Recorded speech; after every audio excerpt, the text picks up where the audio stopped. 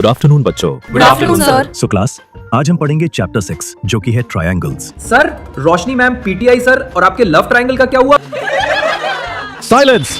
नौटंकी तो कितनी ही करा लो, चलो बोर्ड पे ध्यान दो। ओके क्लास, मेन 5-6 बेसिक से कॉन्सेप्ट्स है, वही पढ़ेंगे आज। ओके, तो फर्स्ट रूल है, अगर हमें दो पॉलीगॉन्स सिमिलर चाहिए तो उनके कॉरेस्पॉन्डिंग एंगल्स इक्वल होने चाहिए एंड दोनों पॉलीगॉन्स की कॉरेस्पॉन्डिंग साइड्स सेम रेशियो में होनी चाहिए।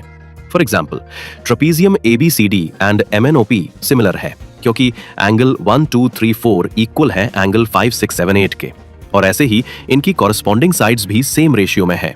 ओके, अब बारी आती है थ्योरम्स की। सो फर्स्ट थ्योरम है, अगर एक लाइन ट्रायंगल की एक साइड के पैरेलल खींची जाए और वो बाकी दो साइड्स पॉइंट्स पर कट करे तो वो लाइन दोनों साइड्स को सेम रेशियो में डिवाइड करेगी।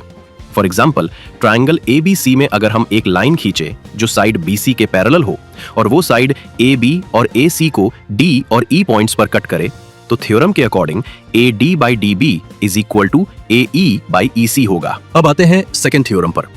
अगर कोई लाइन ट्रायंगल की दो साइड्स को सेम रेशियो में डिवाइड करती है तो वो लाइन ट्रायंगल की तीसरी साइड के पैरेलल होगी। अब बात करते हैं थर्ड थ्योरम की।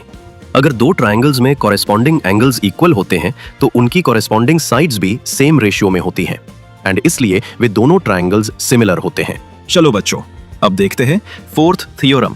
अगर दो ट्रायंगल्स की साइड्स एक दूसरे के प्रोपोर्शनल होती है यानी सेम रेशियो में होती है तो उनके कॉरेस्पॉन्डिंग एंगल्स इक्वल होते हैं एंड इसलिए वे दोनों ट्रायंगल्स सिमिलर होते हैं। अब देखते हैं लास्ट थ्योरम को। अकॉर्डिंग टू दिस थ्योरम, अगर एक ट्रायंगल का एंगल दूसरे ट्रायंगल के एंगल के इक्वल हो एंड उन एंगल्स की एडजेसेंट साइड्स सेम रेशियो में हो तो दोनों ट्रायंगल्स सिमिलर होते हैं। बच्चों, बस इन सब कॉन्सेप्ट्स को याद रख लेना, जीवन सुधर जाएगा तुम्हारा। सर, आपका तो सुधरे पहले। कौन बोला? सर, रोशनी मैम बोल रही थी आपको। है सच्ची? तो बच्चों, बाकी बचा हुआ मैथ्स किसी और दिन पढ़ेंगे। रोशनी मैम, तुसी कितने चले गए? ओके गाइस, बहुत काम है तो लेट मत होना इस संडे। Okay done. इतनी सुबह सुबह उठा दिया यार। और नहीं तो क्या भाई। तुम दोनों कुछ कह रहे थे क्या? नहीं, हम तो बस यही कह रहे थे कि कितना अच्छा घर है मीरा का, है ना चिंकू? हाँ। Good boy. गाइस, ये मेरे पापा का पुराना ऑफिस है। तुम्हारे लिए ये भी पुराना है। इस ऑफिस में शौर्य का घर जाएगा। Let's get to work guys. Meera, building के लिए कोई इंस्पिरेशन या कोई रफ आइडिया है कि तुम्हें क्या चाहिए एग्जैक्टली? पापा के बनाए ओल्ड वेयरहाउस डिजाइन में से मुझे ये सबसे अच्छा लगा। क्या ऐसा कुछ बना सकते हैं? यार बना तो सकते हैं लेकिन इसके लिए बहुत ज्यादा टाइम चाहिए होगा। फिर तो हम कुछ सिंपल एंड बोरिंग सा ही बना लेते हैं। Wait, I have an idea. क्यों ना हम इस बिल्डिंग का एग्जैक्ट रेप्लिका बनाएं बट मिनिएचर वर्जन में। Oh nice, my sweet little genius. Oh nice, my sweet little genius. Tania ने मुझे जीनियस बोला।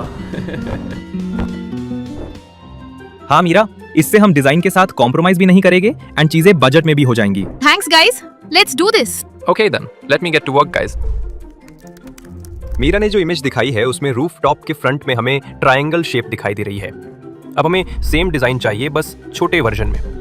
और यहाँ पे इस बड़ी सी ट्रायंगल की साइड्स की लेंथ है 70 मीटर, 40 मीटर और अगेन 40 मीटर। अब मैं हमारी छोटी ट्रायंगल की एक साइड को 35 मीटर अज्यूम कर लेता हूँ और बाकी दो साइड्स हम इजीली निकाल लेंगे क्योंकि सिमिलर ट्रायंगल्स की सभी साइड्स सेम रेशियो में होती हैं। यहाँ हमने MN अज्यूम की 35 मीटर एंड NO और OM को मान लेते हैं X। कॉस ट्रायंगल ABC एक आइसोसेलेस ट्रायंगल है तो ट्रायंगल MNO भी एक आइसोसेलेस ट्रायंगल होगी। चलो अब X की वैल्यू फाइंड आउट करते हैं। AB is equal to 70 metre, BC is equal to 40 metre और AC is equal to 40 metre already given है। अब बस वैल्यूज पुट करनी है। हमारे पास आ गया 35 by 70 equals X by 40 equals X by 40 और फाइनली सॉल्व करने के बाद हमारे पास X की वैल्यू आ गई 20। ऐसे ही पूरी बिल्डिंग डिजाइन कर दूंगा।